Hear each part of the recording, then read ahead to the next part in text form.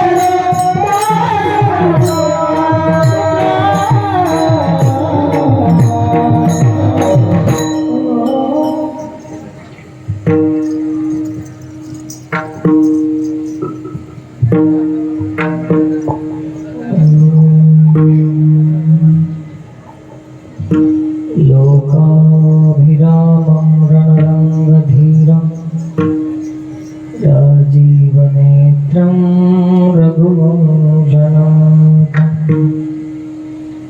कारुण्यरूपं करुणाकरन्तं श्रीरामचन्द्रं शरणं प्रपद्ये मनोजवं मारुततुल्यवेगं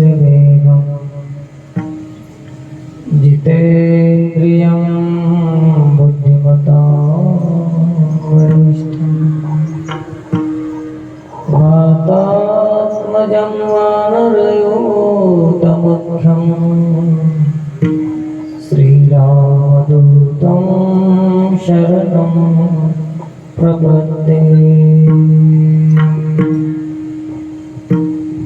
महायोगपीठे तटे भीमरथ्या वरं पुण्डरीकाय दातुं मुनीन्द्रे समागत्य तिष्ठं तमानन्दकन्दं परब्रह्मलिङ्गं भजे पाण्डुरङ्गम्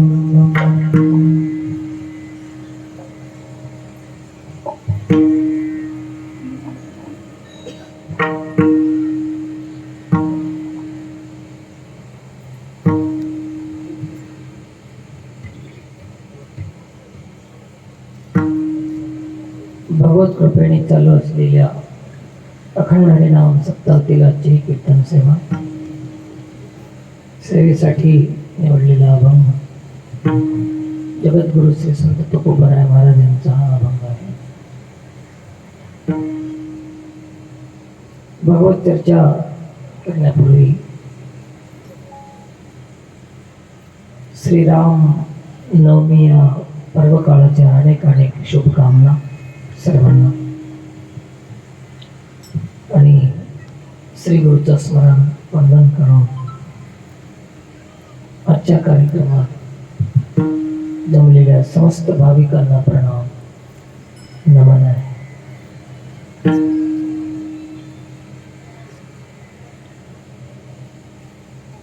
संपूर्ण देशभरामध्ये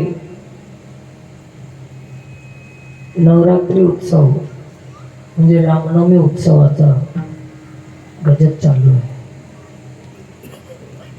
आपल्याही गावामध्ये गेल्या अनेक वर्षापासून, किती पिढ्यापासून चालू आहे पता नाही हा उत्सव.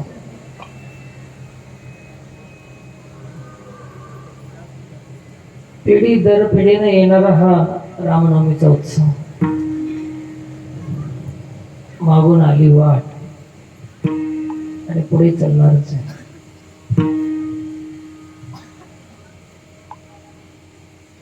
प्रत्येक वेळेस दरवर्षी आपण हे रामनवमी उत्सव करतो.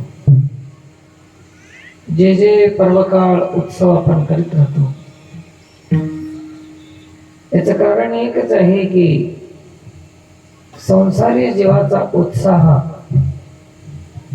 अनेक दुःख संकटामुळे कमी होत जातो आणि त्या त्या वेळेला त्याचा उत्साह पुन्हा वर्धमान होण्यासाठी निरुत्साही कोणी होऊ नये याच्यासाठी उत्सव साजरा करण्यात येतो. असं पूर्वजांनी आपणाला हा शिष्टाचार दिलेला आहे. उत्साह टिकून ठेवण्यासाठी, आपला उत्साह कायम ठेवण्यासाठी, उत्साह वाढवण्यासाठी उत्सव केले.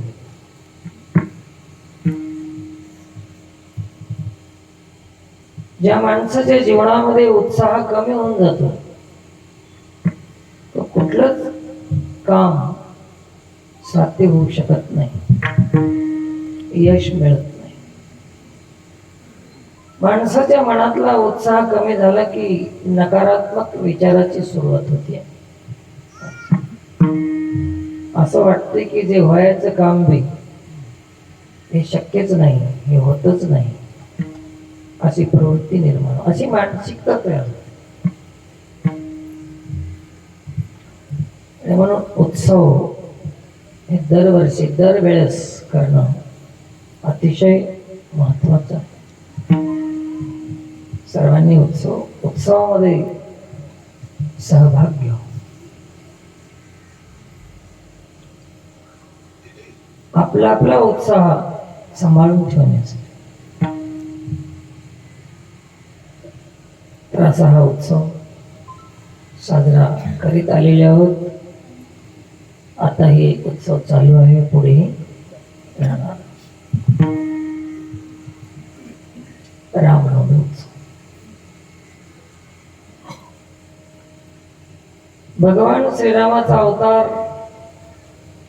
ज्या ज्या वेळेस ज्या ज्या देवाचा अवतार झाला त्या अवताराचं मुख्य प्रयोजन आहे धर्मरक्षण, धर्माचं पालन, धर्माचं रक्षण. आणि धर्म हे माणसासाठी काय आहे? माणसाला आपल्या माणुसकीमध्ये धारण करून ठेवणारा एक आधार आहे धर्म. आणि जेव्हा माणूस माणुसकीमध्ये टिकून राहतो तेव्हा त्या माणसाचं कल्याण होतं.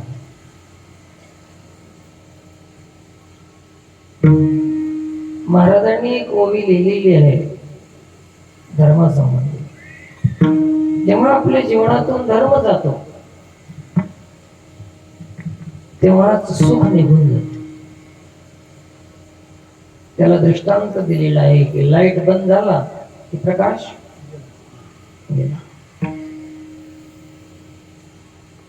अगा स्वधर्म जरी लोपला तरी सर्व सुखाचा थारा मोडला. जैसा दीपासरी हरपला प्रकाश उजा. दिव्याबरोबर, दिव्याच्या मावळण्याबरोबर प्रकाश निघून जातो आणि आपल्यातून धर्म गेला की सर्व सुख आपल्यातून निघून जाते.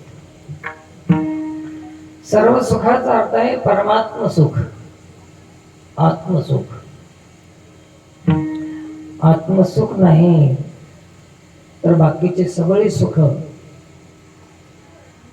हे दुःखाचंच स्वरूप आहे. प्रत्येक जीवाला सुखाची, आत्मसुखाची अपेक्षा आहे आणि गरज आहे. अपेक्षा जरी नसली तर गरज मात्र नक्की आहे. काही गोष्टीची अपेक्षा नसते पण गरज असते, काही गोष्टीची गरज असते पण अपेक्षा नसते. आणि ते माणसं शहाणे आहेत की जे अपेक्षाही आहे आणि त्याला त्याची गरज आहे. शहाणे माणसं त्या सुखासाठी, त्या सर्व सुखासाठी धर्माला धारण करून ठेवतात, धर्माचा आधार घेऊन जातात.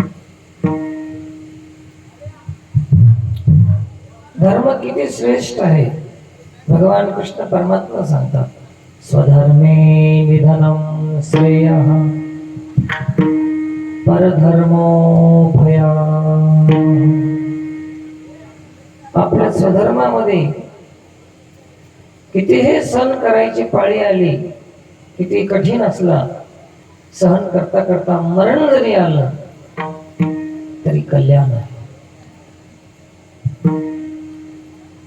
आणि धर्म सोडून जरी जगायला जरी मिळालं, जगायला मिळेल पण कल्याण नाही. जगणं मिळू शकते. स्वधर्मे निधनम श्रेयः परधर्मो भयानः.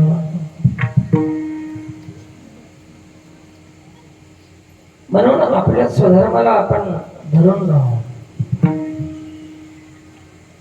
टिकून राहू. आणि हेच शिकवण्यासाठी, हेच सांभाळण्यासाठी रामाचा अवतार.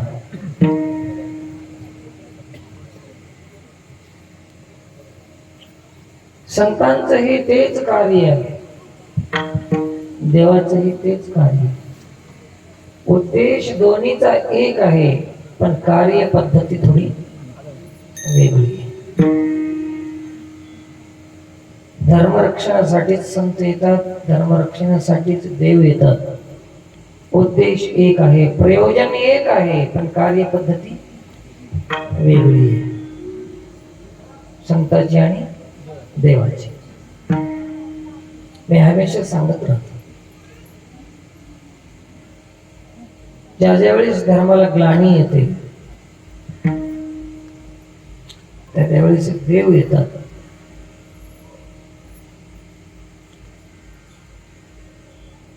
आणि विनाशाय च दुष्कृतां, दुष्कृत्य करणाऱ्याचा विनाश करतो परमात्मा, नाश करतो, त्याचा वध. त्याला काय म्हणतात? वध. आणि जेव्हा संत येतात तेव्हा एक अक्षर वाढते त्याच्यामध्ये, वध. हे दोन अक्षर आहे. जेव्हा संत येतात तेव्हा एक अक्षर वाढते. वधच्या आधी 6 अक्षर लागते. 6 संत येतात तेव्हा एक अक्षर वाढलं. कोणता? 6. आता काय झालं? सावध. एवढा फरक आहे. मारायला येत नाहीत संत,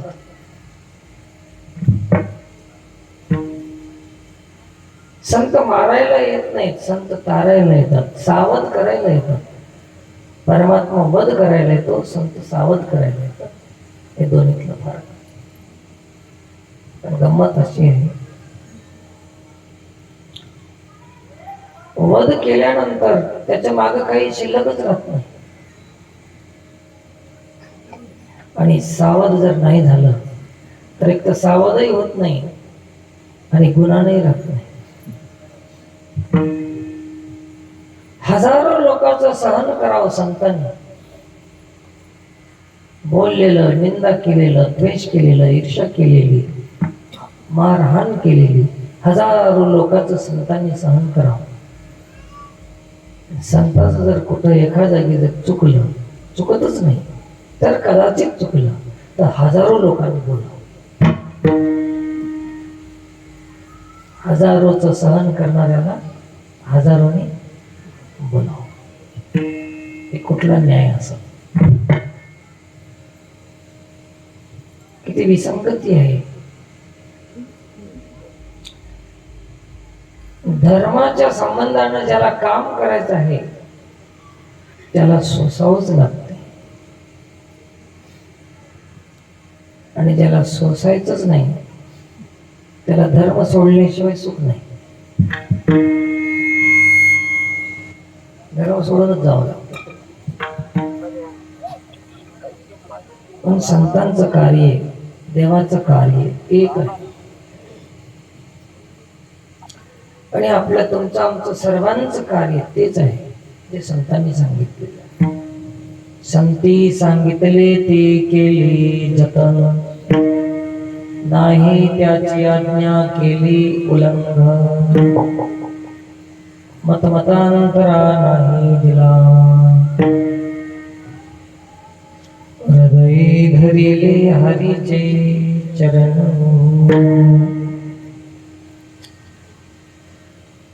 जे कोण्याही मतमतांतराला मान देत नाही, सिद्धांताला सोडत नाही, रूढीवादामध्ये पडत नाही, ते संत आहे. परंपरेचा वाद आहे, कुठं वंशवाद आहे, कुठं रूढीवाद आहे, हे सगळे वाद आहे. जेव्हा हे निर्विवाद होईल तेव्हा संतांची भूमिका निभवू शकते. तोपर्यंत संत भूमिका निभवणं कठीण आहे.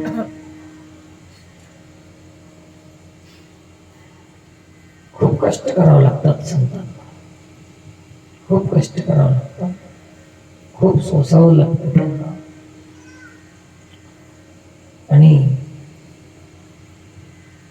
तेवढं सोसून सोसून संत सांगून जातात, धर्माचं रक्षण करतात, ते पुढच्या पिढीला काम देते. गंमत असे की झाड लावणाऱ्याला आंबे मिळतील की नाही याचा काही भरोसा नाही. झाड रोपट लावलं, झाड लावलं, पाणी घातलं, संरक्षण केलं, मोठं केलं, सांभाळून ठेवलं, पण समजत नाही की त्यालाच खायला मिळेल की नाही.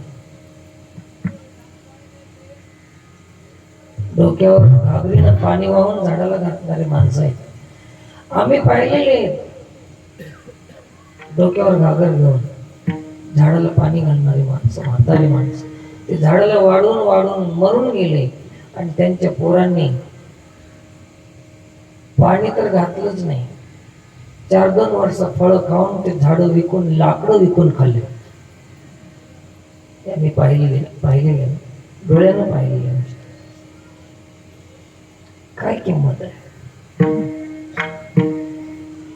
आज आपण जे धर्माचं सुख घ्यायलो, अनेक उत्सव साजरे करत आलो, आपण हे जे धर्म आहे, हिंदू धर्म म्हणा, वैदिक धर्म म्हणा, संप्रदाय म्हणा, हे जे आपण याचा आनंद घ्यायलो, हे इतका आनंद घ्यायलो, परंतु हे संप्रदायाला टिकवणाऱ्याला, इथपर्यंत आणून पोहोचून देणाऱ्याला त्याचे कष्ट काय ते आपल्याला माहित नाही.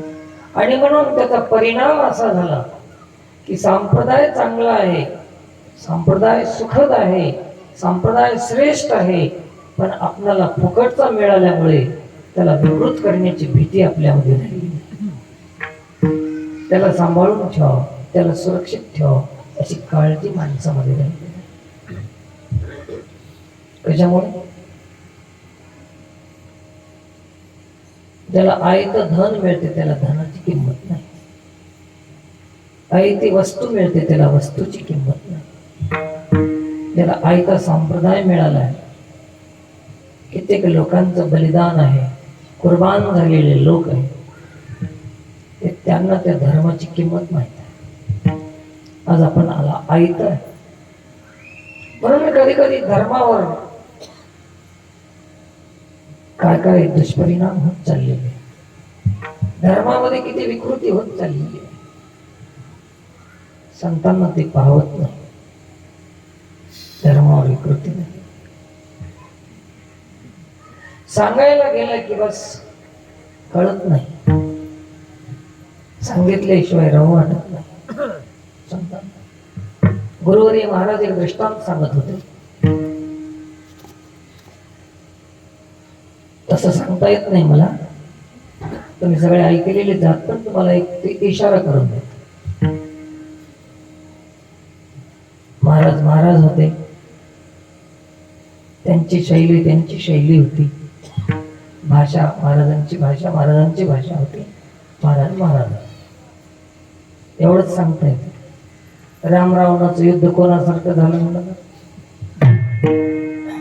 कोणाची उपमा द्यावं,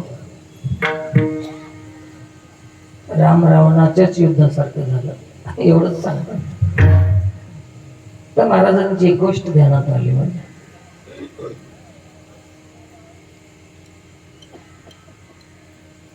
एका घरामध्ये उन्हाळ्याच्या दिवसामध्ये दुपारची वेळ होती. आई वडील परिवार सगळे बसून होते आणि त्याच्यातलाच एक तरुण मुलगा घरावर चढला आणि पत्र बदलीत होता.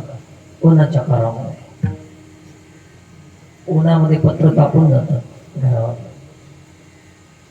इकडले पत्र तिकडं, तिकडले इकडं काम. म्हातार घरात बसून होतं, सांगत होतं, पोरा घरावर जाऊ नको, दुपारची वेळ झाली आहे, वातावरण थंड झाल्यावर जा, किंवा संध्याकाळी किंवा सकाळी काम कर, आता उन्हात काम करू नको, उतर खाली. एक वेळेस सांगितलं, 2 वेळेस सांगितलं, 3 वेळेस सांगितलं, पोरगा ऐकायला तयार नाही. शेवटी पोराला चीड आली, रागावला आणि म्हणलं, म्हाताऱ्या बस की गुन्हा, बसलेल्या जागी गुन्हा वाटत नाही का? आगाव बोलून म्हातारा दुःखी झालं. कसं सांगू याला पोराला, कोण्या भाषेत सांगू, कसं सांगू याला? म्हाताऱ्याने एक उपाय केला. त्या पत्रावर वरी उन्हात काम करणाऱ्याचं लेकरू पाळण्यात होतं. हळूच ते लेकरू उचललं, बाहेर रस्त्यावर उन्हामध्ये नेऊन टाकलं. गरम तापलेली जमीन, वरून पाहिलं त्या पोरानं, वरून उडी मारली. कशासाठी? लेकरू मरते आता, पोळते आता लेकरू. उचललं, घरामध्ये सावलीला नेलं. म्हाताऱ्याला विचारलं, बाबा हे काय केलंस तू असं? म्हाताऱ्यानं सांगितलंय, तुला समजण्यासाठी केली. तुझ्या लेकराची तुला किती तळमळ आहे की ऊन पोळतय, शरीराला त्रास होते, पीडा होते, ही तुला जशी तळमळ आहे ना, तसं तुम्ही माझं लेकरू होईस म्हणून तुला मी सांगितलं. तेव्हा पोराच्या लक्षात आलं की असंच माझ्याही बापाला वाटत असेल माझ्याबद्दल.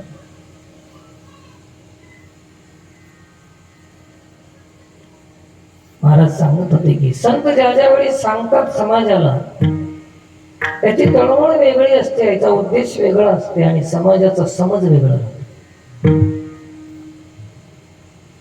तळमळ समजून घेत नाही. ज्याला तळमळ कळत नाही त्याच्या मनामध्ये मळमळ झाल्याशिवाय.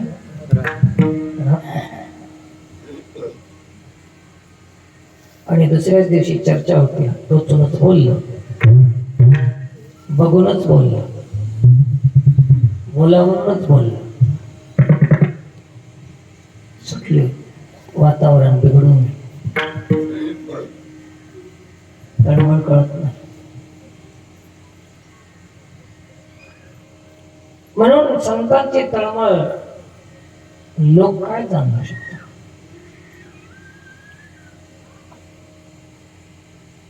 मीराबाई म्हणते, मेरा दर्द न जाने कोई, माझं दर्द कोणी जाणू शकत नाही.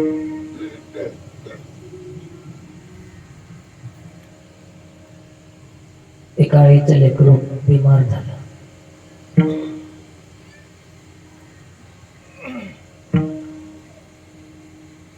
तळमळ आईला की माझ्या लेकराचं रोग कमी हो, आईची तळमळ आहे. पण रोग कळत नाही, औषधही कळत नाही. उचलून दवाखान्यात घेऊन गेले डॉक्टरकडे. डॉक्टरला तपासलं, सांगितलं की म्हणजे 50,000 होतात. त्या बाईनं सांगितले की डॉक्टर साहेब मी गरीब आहे, रोज मजुरी करून खाणारी बाई आहे, मी 50,000 मी देऊ शकत नाही. डॉक्टरनं सांगितलं ठीक आहे, तर मग घरी घेऊन जा.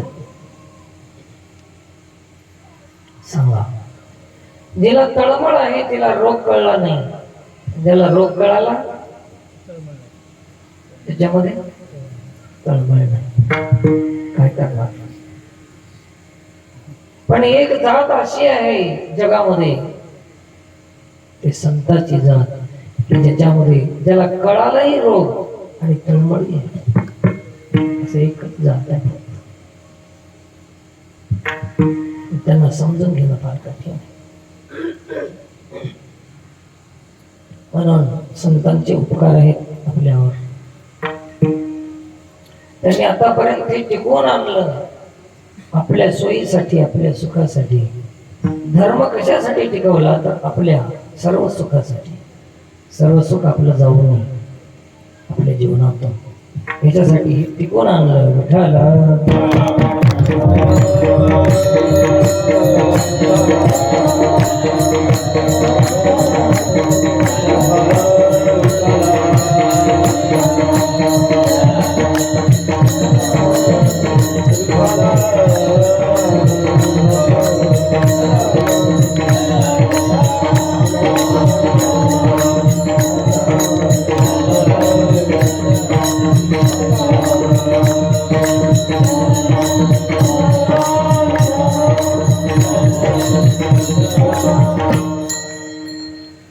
म्हणून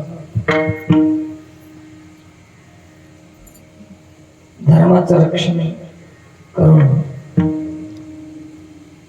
ज्यांना खूप कष्ट घेऊन हे रक्षण करीत करीत करीत हे आनंद दिलेलं धर्म आहे, आपल्यापर्यंत पोहोचलेलं आहे. आता आपल्यालाही याचं रक्षण करणं हे सर्वांचं दायित्व आहे. प्रत्येकाचं धर्माचं रक्षण करण्यासाठी संघटनाची आवश्यकता आहे, विचाराची आवश्यकता आहे. गमत अशी झाली सध्याच्या काळामध्ये, संख्या खूप झाली. एका जागी येणं हेही शिकलो आपण. संघटन ज्याला म्हणतात.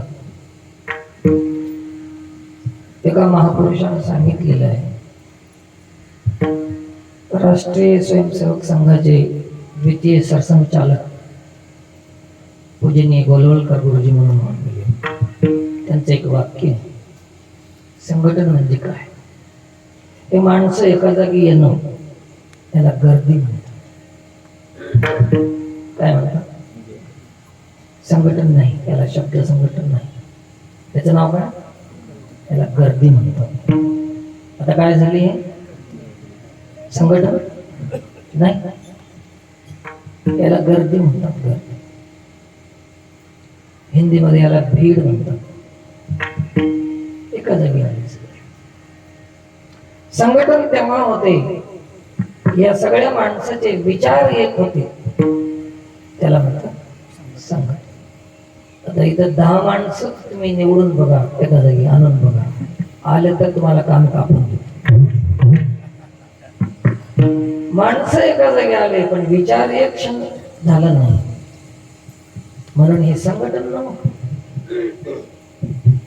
आणि धर्माचं रक्षण तेव्हा होईल जेव्हा संघटन होईल.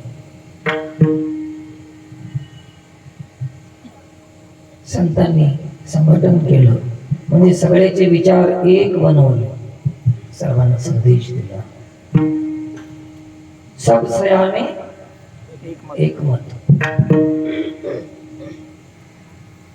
सगळे शहाण्या लोकांचं एकच मत राहते. आणि जेव्हा एखादी येडं मध्ये घुसलं की मत बिघडते. आणि कधी कधी असं होते की सगळ्यांचं एकच मत राहते, पण येडे एका जागी आले तर. दोनच गोष्टी आहेत, या तर शहाणे एका जागी आले तर एक मत होते, येडे एका जागी आले तर एक मत होते. पण येडे आणि शहाणे मिसळले की मत बिघडलं.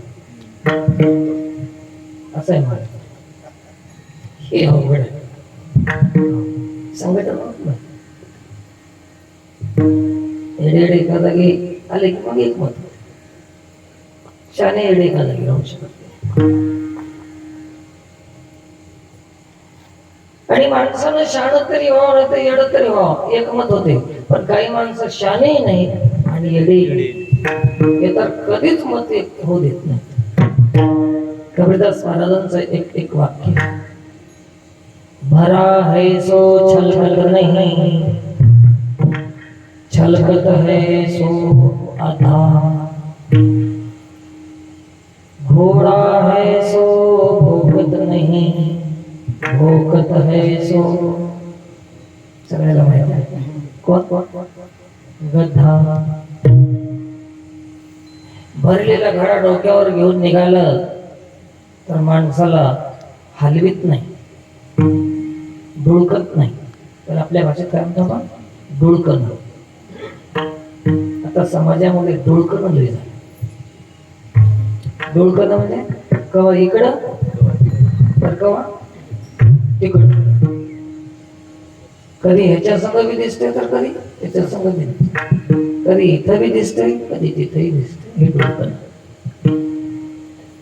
भरा है सो छलकत नहीं, भरलेला घडा कधी छलकत नाही, डुळकत नाही. आणि जर डुळकत असेल तर ते अर्ध आहे, रिकामी नाही, रिकामी बी डुळकत नाही. डुळको नाही म्हणलं तर रिकामी राहो त्याचं भरलेलं राहो. अर्ध भरलेला घडा डुळकल्याशिवाय डुळकत येतं ते अर्ध आहे ना. आणि घोडा असलं तर भुकतच नाही, जर भुकतच असाल ते घोडा नाही. कबीरदास महाराज त्याला म्हणतात गाढव. गाढव भुकलेला आहे की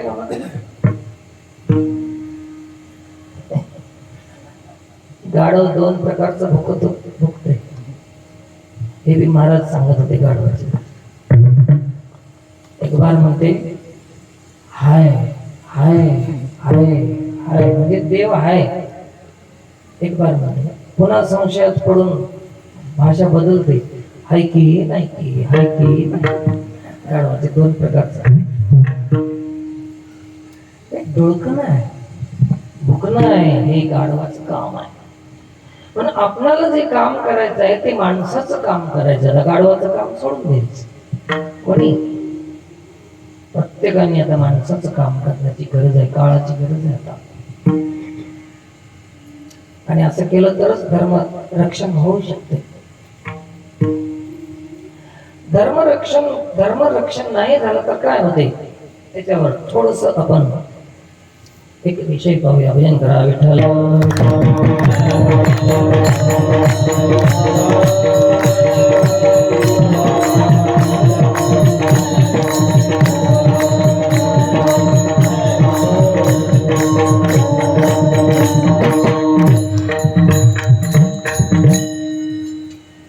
धर्म हे माणसाचं जीवन आहे.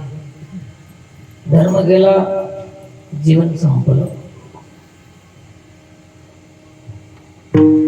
एक बार रावणाला अनेक लोकांनी समजावून सांगितलं.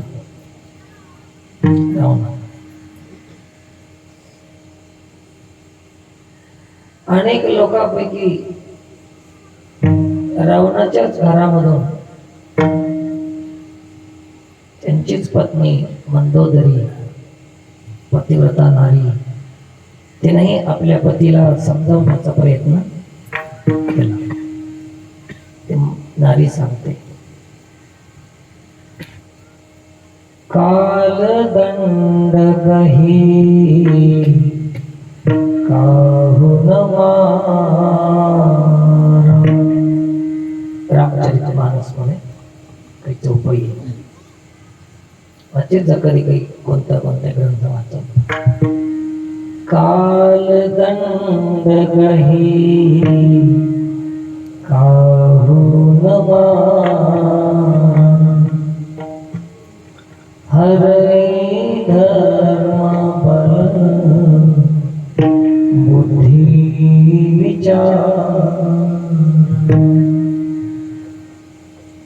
हे नाथ, प्राणनाथ, लंकेश, चांगले चांगले नाव गौरव करून बोलत होती पत्नी.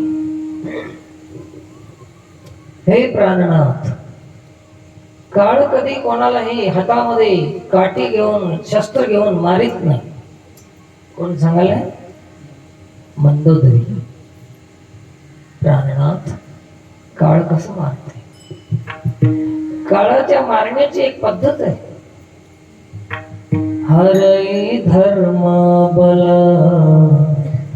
बुद्धी विचार. धर्म, बल, बुद्धी, विचार हे चार गोष्टी काळ. त्याला जर मारायचं ठरलं व्यक्तीला, माणसाला, तर या चार गोष्टी त्या माणसातल्या काढून घेते. कोण? काळ. बघा गंमत कशी. ज्या माणसातून धर्म काढून घेतला त्याला कोणी मारायची गरज. ज्या माणसातून बल काढून घेतलं, बळ, बळ म्हणजे वेगवेगळे त्या बळाचे प्रकार आहेत. आत्मबल, बुद्धिबल, मनोबल, जे काय असेल, शरीर बळ, हे कोण काढून घेते? काळ.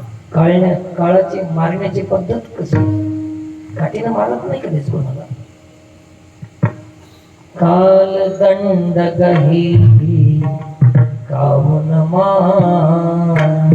कोणालाच मारला नाही काळाला. ज्या माणसाचे विचार संपले, समजायचं की काळाने ह्याचे विचार काढून घेतले जातात, आता याला कोणी मारायची गरज. सुविचार, आत्मबल, स्वधर्म, बुद्धी, सद्बुद्धी, अशा गोष्टी काळ काढून घेते आणि ते आपोआप मरून.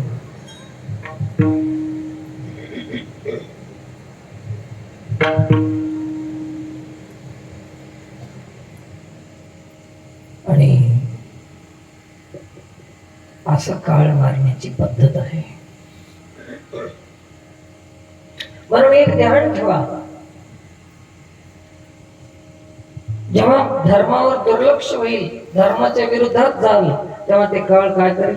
आपल्यातून धर्म काढून घेईल. निकट काल जेही आवत साई, तेहि भ्रम होई तुम्हारी ही नाई. रावणाने विचारलं, काळ जवळ आल्याचा परिचय काय?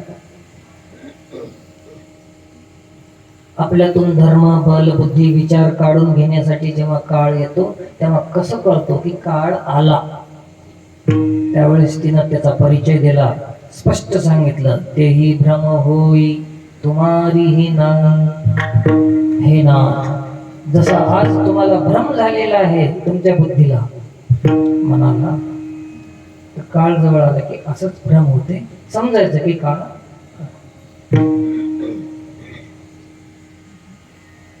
भ्रम होते.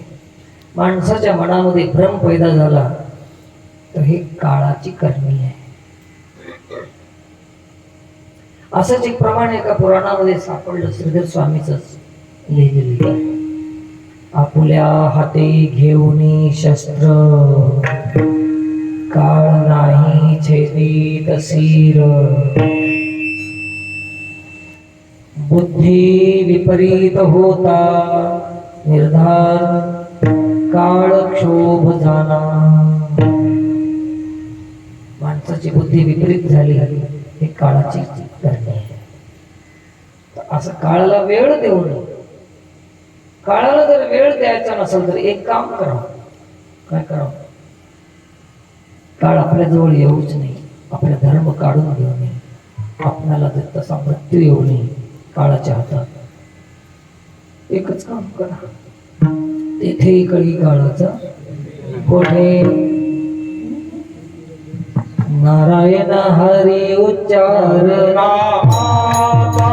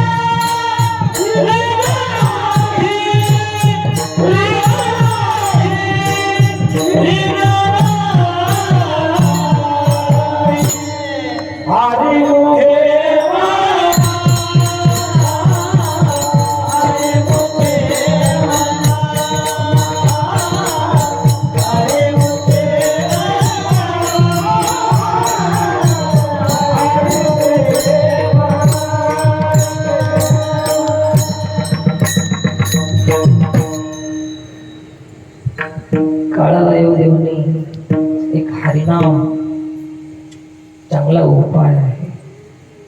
हरिनाम जपा, रामनाम जपा,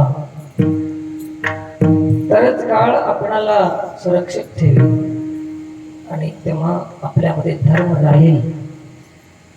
त्याचं रक्षण करण्यासाठी हे करायचं आहे. आपल्यातला धर्म काढू देऊ नये. त्याला धर्म काढलं की आपण गेलोच, संपलं आपलं काम. काळ असा मारते, काळ कसा मारते ध्यानात आलं. धर्म बल बुद्धी हे सगळं काढून घेते. विचार आपल्यातले संपून जातात. धर्माला धरून राहावं, धर्म सांभाळून ठेवण्यासाठी नामस्मरण करावं. आणि कदाचित त्याच अर्थानं महाराजांनी सांगितले असतील की निज धर्म हा चोखडा. दोन्हीचा असा अन्वय लावलेला असावा. नाम उच्चारू याच अर्थानं सांगितले. भुक्ती मुक्तीचा संगडा हा भवसिंधू तारा. असे धर्म. आणि एका अभंगात ते सांगितलं की हे आम्हा करणे काम बीज वाढवावे. त्याच्या पहिल्या चरणामध्ये धर्माचे पालन करणे पाखंड असं सांगितलेलं. म्हणून आपल्याला सर्वांना एक विचार, एक मत जे संत सांगतात, संत मत, लोकमत बाजूला ठेवा. एक वार्ता पत्रिकेचं नाव होतं, आता बी असं ऐकून, लोकमत. लोकमत कधी एक मत होत नाही आणि संत मत कधी दोन मत होत नाही. लोकमत कधी एक मत होत नाही आणि संतांचं मत कधी दोन होत नाही. आणि सगळ्यांना लोकमताची सवय लागली. लोकमत पेपर पेपर काय त्याच्यामध्ये लोकमत म्हणजे लोकमत एकाच एक तर एकाच एक एकाच. आता संप्रदायामध्ये परमार्थामध्ये मी लोकमत झालं, आता संतमत राहिलं नाही. प्रत्येक गावामध्ये मी परवाच एका गावात सांगितलं, थोडासा वाद असंच गाव. एक म्हणते हे महाराज आणा, एक म्हणते ते महाराज आणा, एक म्हणते याला आणा, एक म्हणते त्याला आणा. झालंय काय, पूर्वीच्या काळामध्ये गुरु एकच राहायचा आणि शिष्य अनेक राहायचे. आता या काळामध्ये माणसाला एक गुरु, माणसाला एक गुरु, आणि प्रत्येक माणसाला वाटायला की आपला गुरु राहू. आता सप्ताह 7 दिवसाचा, त्या गावातली गोष्ट सांगतो. सप्ताह किती दिवसाचा? आणि तिथं 700 गुरु आहेत. 7 दिवसामध्ये एवढ्या महाराजाचे कीर्तन ठेवायचं कसं सांगा. किती अवघड. माणसाला एक गुरु, एक मत कसं हे अवघड झालं, कठीण. आणि प्रत्येकाला वाटलं की गुरु एवढे अलग एवढे राहतात, संख्या राहते गुरुची असं वाटलं. परंतु शास्त्र सांगते की गुरुची संख्या नाही, गुरु सखा आहे, संख्या नाही. गुरु सख्या तुझे विन जाओ पायी माझा. गुरु एकच आहे, एकम नित्यम विमलम अचलम सर्वधी साक्षीभूतम. ज्या दिवशी गुरु एक आहे म्हणून कळलं, त्या दिवशी सगळ्याचं मत एक होईल. तोपर्यंत मत एक होणार नाही, आणि जोपर्यंत मत एक होणार नाही तोपर्यंत संघटन होणार नाही. संघटन मताला म्हणतात, माणसाच्या जमण्याला संघटन म्हणत नाही. आणि असं करणं म्हणजे धर्माचं रक्षण करणं. असं केलं तरच ते काम आपण करू शकतो. आणि याच्यासाठीच आम्हाला हे सगळं करायचं आहे. अभंगाच्या पहिल्या चरणामध्ये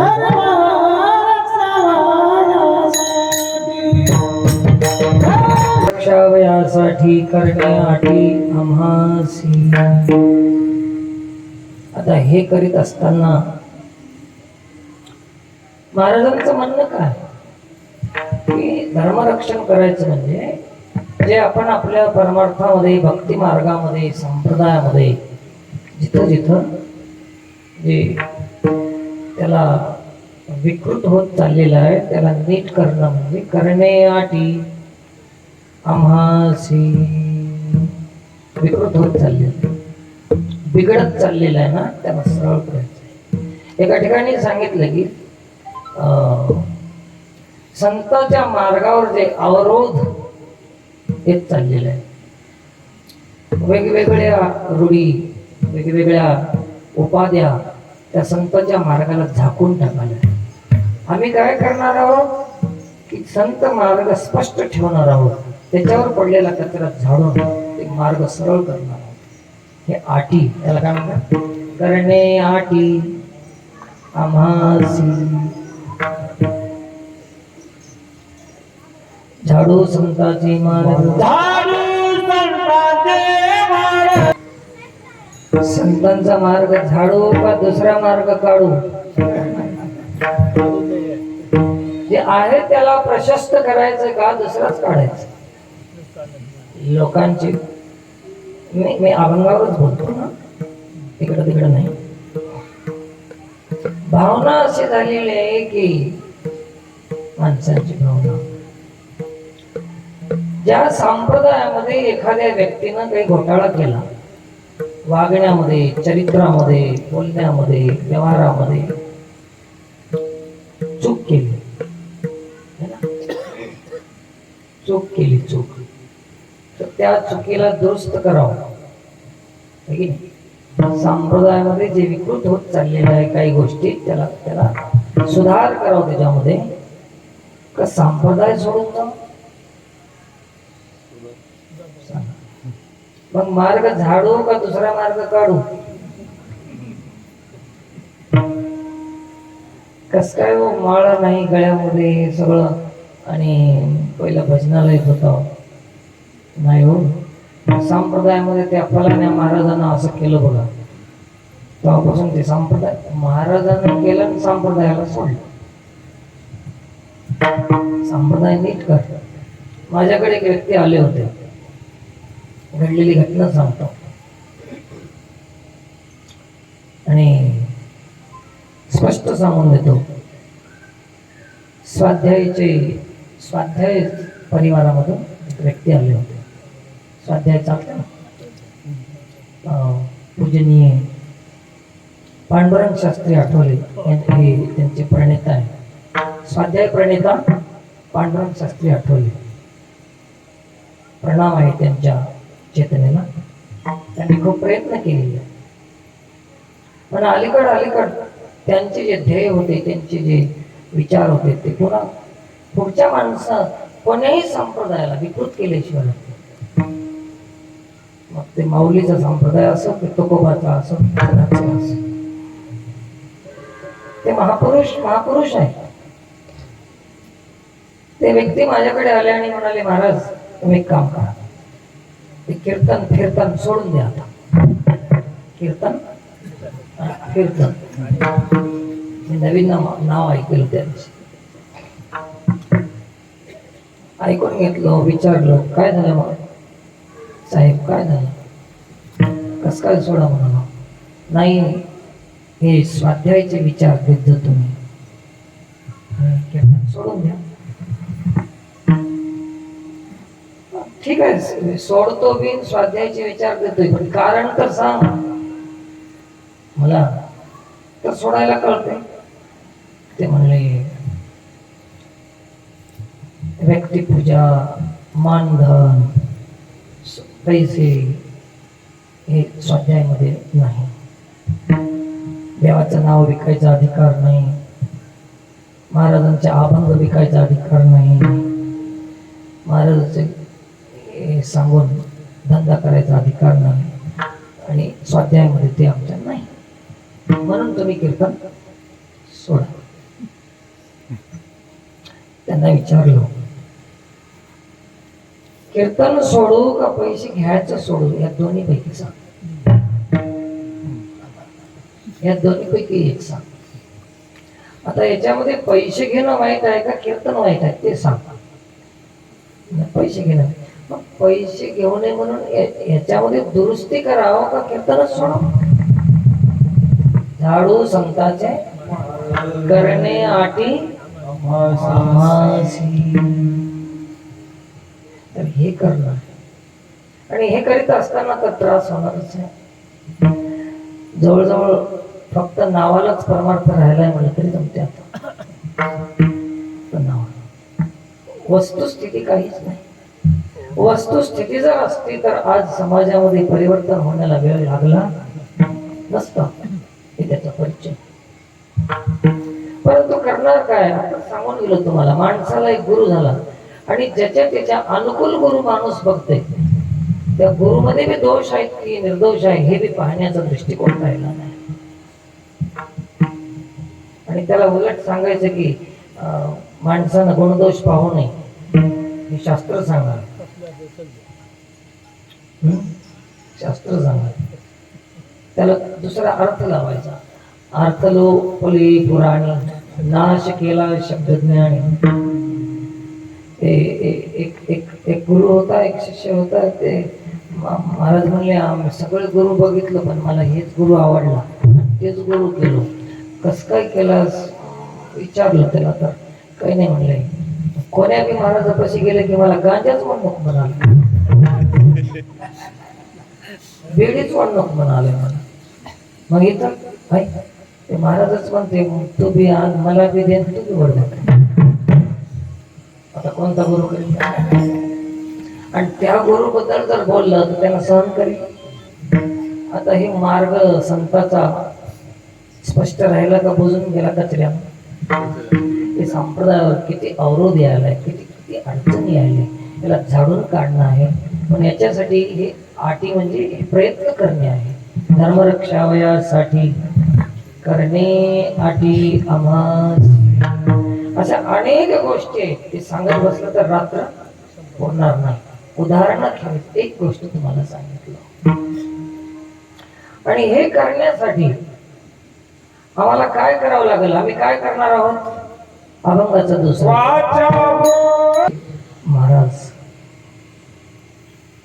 महाराजांची भेट झाली होती.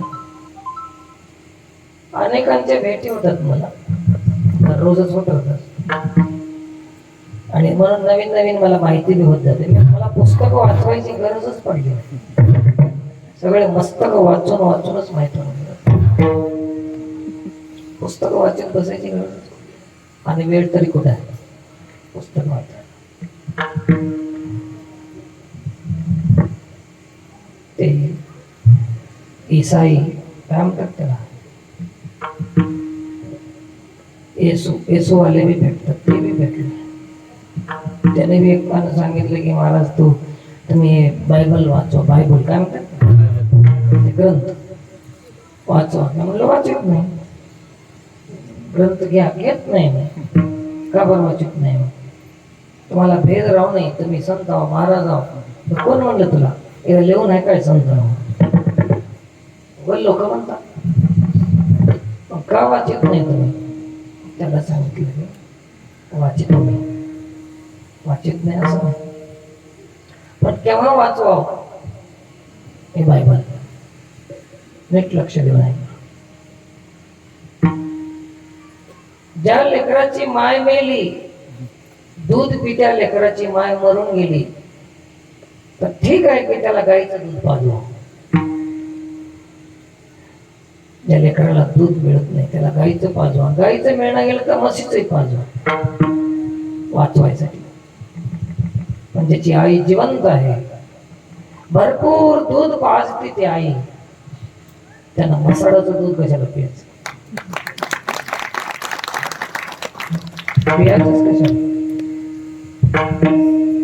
अशा रोज भेटतात आम्हाला, रोज भेटतात. संत बी भेटतात. मग ते संत भेटले आणि त्यांनी सांगितलं की तुमच्या वारकरी संप्रदायामध्ये 4-2 महाराजांचे नाव घेऊन बघा, अमुक महाराजांना असं केलं, अमुक महाराजांना तसं केलं, अमुक महाराजांना असं केलं सांगितलं, आणि असा तुमचा संप्रदाय. महाराजांनी विचारलं की संप्रदाय तसा आहे की महाराज तसे ते सांगा. ते हेच कळणार गेले, संप्रदाय आणि महाराज हे दोन वेगळं आहे की एकच आहे हेच माणसाला म्हणून घोटाळा. मग मी महाराजाला एक गोष्ट विचारलं, मला एक कथा माहित आहे म्हणलं, तुम्हाला सांगतो कथा, ऐकून घ्या. सूर्य प्रवासाला निघाला, बॅग भरून घेतली सूर्यानं. जाता जाता सगळे कागदपत्र, आधार कार्ड, जे काही कार्ड राहते ते सगळे घेतले. आणखी काय म्हणतात त्याला, ते पैसे काढायचं कोणतं एटीएम बी घेतलं सूर्य. त्याला माहित आहे का, ते सगळे सूर्यानं सगळं घेतलं, पण गडबडीमध्ये बॅटरीची सुरून गेलं. कोण? सूर्यानं. आता मध्ये गडबड मध्ये वस्तू विसरून गेली. पण पुढे प्रवासामध्ये मग संध्याकाळ झाल्यावर अंधारामध्ये बॅग मध्ये बघलं बॅटरी नाही. कोणाच्या बॅग मध्ये? सूर्याच्या. मग काय करणार? तसंच अंधारामध्ये चाचपत चालत होता, ठोकर लागली आणि पडला सूर्य. हे गुडघ्याला मार लागला, दात गळून गेली. हे तुम्हाला किती लोकांना खरं वाटलं? वाटलं? कोणाला खरं वाटलं ही कथा? लेकरायला तरी खरं वाटलं नाही ना? का बरं ही कथा का खरी नाही? सूर्य असेल तर अंधारामुळे पडत नाही, पडला असेल तर ते सूर्यच नाही. महाराज कोण्या साधून काही केला असेल तर ते साधूच नव्हे ना, हे तुमच्या बुद्धीचा कमीपणा आहे, त्याला साधू नाव देणं. तो साधूच नसेल, आणि असं केला असेल तर तो साधू नसेल, आणि तो साधू असेल तर तो असं करणार. सरळ सरळ उत्तर आहे. म्हणून आता सध्या झालंय काय की बोलणं येत. महाराज म्हणाले की आम्ही बोलू बी तेच आणि करू बी तेच. वाचा बोलू वेदनीती, करू संती केले ते. श्रीमद भागवत पुराणामध्ये भगवान कृष्णानं मैत्री ऋषीला सांगून ठेवले नाही की कलियुगामध्ये बोलतील पण करणार नाही. सर्वे ब्रह्मवदिष्यन्ति. हे मैत्री ऋषी, हे सगळी माणसं ब्रह्मज्ञान सांगतील, सगळी माणसं कीर्तन करतील, सगळीच माणसं महाराज होतील घराघरामध्ये.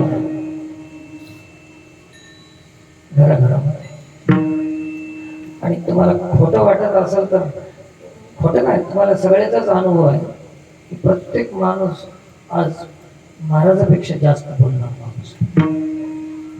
कीर्तन फक्त कंबर बांधत नाही त्यांना, ते बी बरंच बांधत नाही. अहो कंबर बांधून तरी काय करावं? कंबर बांधला तोपर्यंतच बांधून राहते, आणि सोडल्यावर झाला मोकळा. असं झालंय का गावामध्ये?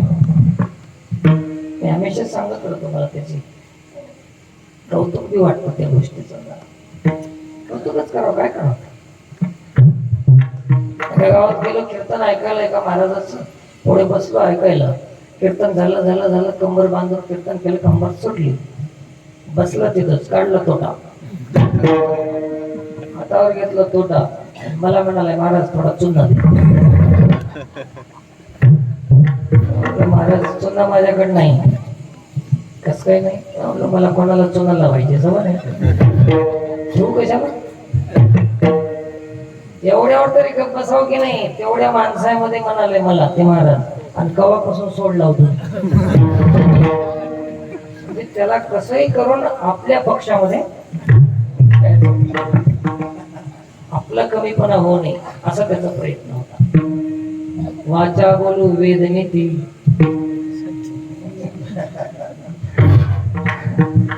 घडी घडीला तोटा खाती. वाचा बोलू वेदनीती. बोलणं एक आणि चालणं एक, हे धर्माचं रक्षण होणार नाही, धर्माचं पालन होणार नाही. करू संती केली ते. करू आणि बोलू या दोन गोष्टीचा अन्वय या चरणामध्ये आहे. वाचा बोलू वेदनीती, करू संती केली. त्याला एवढंच बोलतो, जास्त वेळ घेणार नाही. खूप बोलता येते पण आता बोलायचं नाही, थोडक्यात बोलू आपण. बोला आणि करा, त्याला म्हणतात धर्माचं रक्षण. बोलणे आणि करणे दोन एक झालं की त्याला म्हणतात धर्माचं रक्षण. हे गुण ध्यानात ठेवा. धर्म रक्षावयासाठी करण्याची आमाजी वाचा बोलू वेदनीती, करू संती केली. संतांनी केलेलं करायचं आहे आणि वेदानं बोललेलं सांगितलेलं बोलायचं. वाचा बोलू वेद, कुठलंही मनानं काही सांगायचं नाही. या दोन गोष्टीचं बघते. आणि काही लोक काय करतात की ते परमार्थ जे आहे ना विषय अवस्थेचा आहे. व्यवस्था असली ठीक, नसली ठीक, पण परमार्थाला मुख्य काय पाहिजे? अवस्थेची गरज आहे. आणि परिस्थिती कोणती असली तरी चालेल, पण स्थिती मात्र त्याच्या अंगी पारमार्थिक स्थिती बांधली पाहिजे. अवस्था, त्याला अवस्था म्हणतात. काही लोक ते अवस्था यायच्या आधीच गडबड करतात. अवस्था यायच्या पाडाला आलेलं तोडायला सोपं जाते, पाडाला आलेलं तोडायला सोपं जाते, आणि कैरी तोडलं तर त्याला जड जाते तोडायला, ते टाकून आणि जरी तोडायचा प्रयत्न केलास तर तोंडावर चिक पडल्याशिवाय पहिलेचे लोक पाडाला येऊ देत होते, आता आंब्याला पाडाला येऊच देना, त्याला कैरी म्हणतात. पाडाला येण्याच्या आधी काय म्हणतात, आणि पाडाला येण्याच्या आधीच आता तोडायला सुरुवात केली. कारण काय, कैरी तोडत नव्हती, कारण की पहिले लोक गैरी नव्हते. काय नव्हते, गैरी नव्हते, म्हणून कैरी तोडत नव्हती, पाडाला येऊ देत. आता रस खायलाच मिळत नाही. कोणाला याचा गैरसमज होईल तुम्हाला पुन्हा स्पष्ट करून सांगतो. गैरी, गैरी शब्दाचा अर्थ आहे की त्याच्या वयाच्या वेळेनुसार, समयानुसार जे पिकत होतं आणि पाडाला आल्यावर पुन्हा त्याला गवतामध्ये, पाल्यामध्ये पिकवत होते त्याला. त्याच्यामुळे खाल्लं की माणूस निरोगी राहत होता, शरीराला पुष्टी मिळत होती. तुष्टी पुष्टी हे दोन गोष्टी मिळत होत्या. तुष्टी म्हणजे खाऊन प्रसन्न बी होत होते, अशा दोन गोष्टी मिळत होत्या. आता गैरी म्हणण्याचा अर्थ असा आहे की औषधामध्ये, केमिकलमध्ये बुडवून काढून खाऊ घालणं हे देशाचं नुकसान आहे, म्हणून मी गैरी म्हणलो. लक्षात आलं. असे फळ खाण्यामध्ये आपलं नुकसान आहे, आणि त्याचे हजारो पटीने आपल्याला परिणाम भोगावा लागला, लाखो रुपये नुकसान व्हायला असं आहे. तर ते स्थिती त्याच्या अंगी यावं लागते. आणि कधी येते हो अंगी स्थिती, आंबा पिकतोय पण लपल्याशिवाय, लपविल्याशिवाय पिकत नाही. आणि आम्हाला तर लपायची सवयच नाही.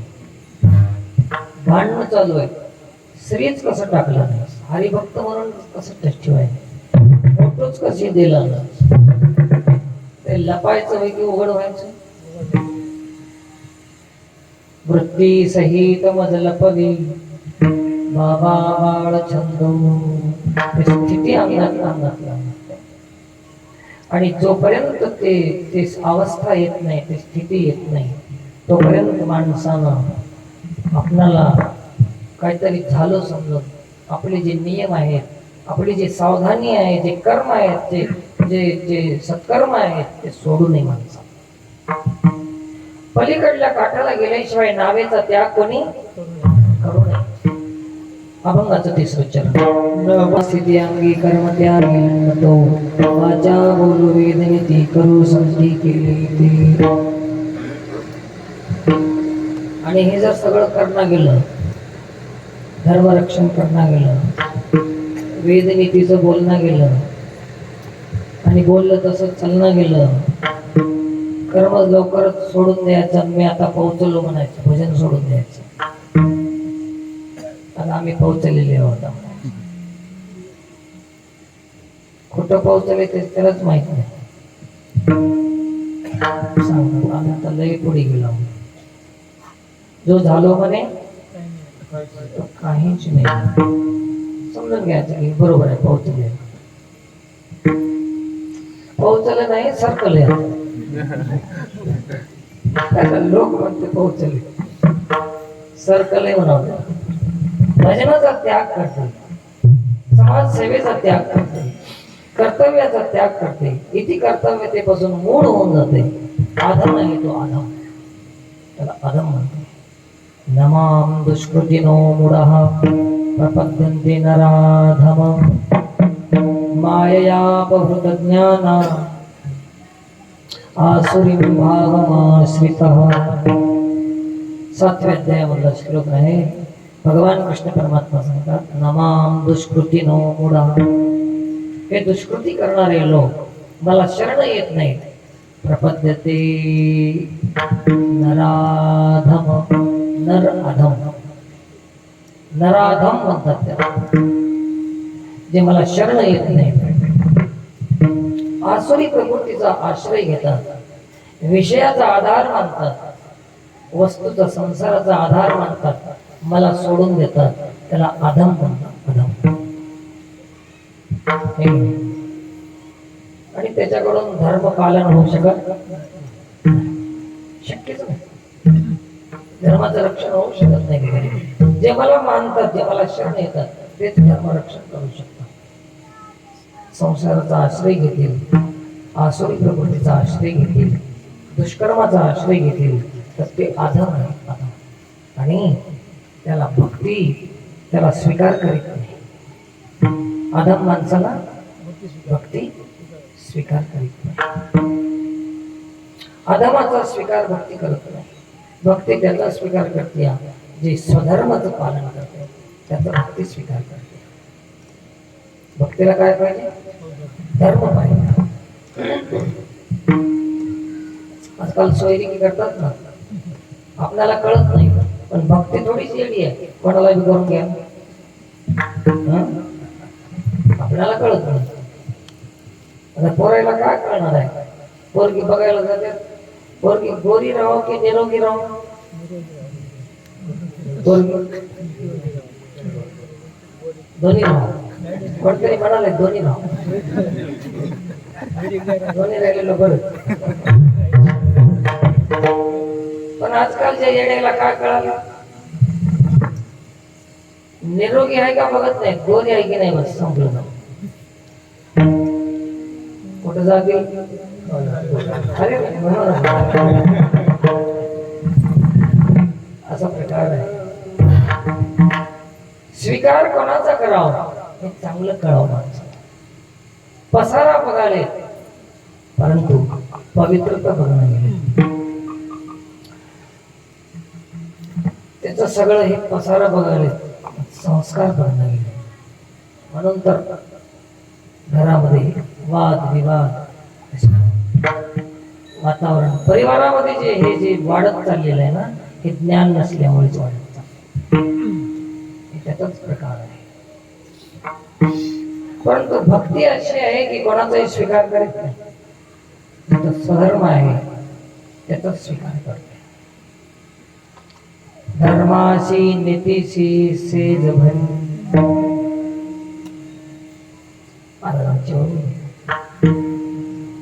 म्हणून आपणाला आपल्यापासून धर्म निघून गेला तर भक्ती आपला स्वीकार करीत नाही. आपण जरी त्या भक्तीच्या मागे लागलो तरी भक्ती आपला स्वीकार करत नाही. तोपर्यंत भक्ती नाही, भक्तीचं सोंग होऊन जाते. पण अशा अधम माणसाला भक्ती स्वीकार करत नाही. याच्यासाठी आम्हाला असं करायचं आहे की भक्ती, प्रत्येक माणूस भक्तीच्याच नावानं निघाले पण त्याच्यामध्ये अधमपणा आहे, ते भक्ती नाही हे आम्हाला सांगायचं आणि धर्मरक्षणासाठी हे आम्हाला प्रयत्न करायचा आहे. अभंगाच्या शेवटच्या चरणामध्ये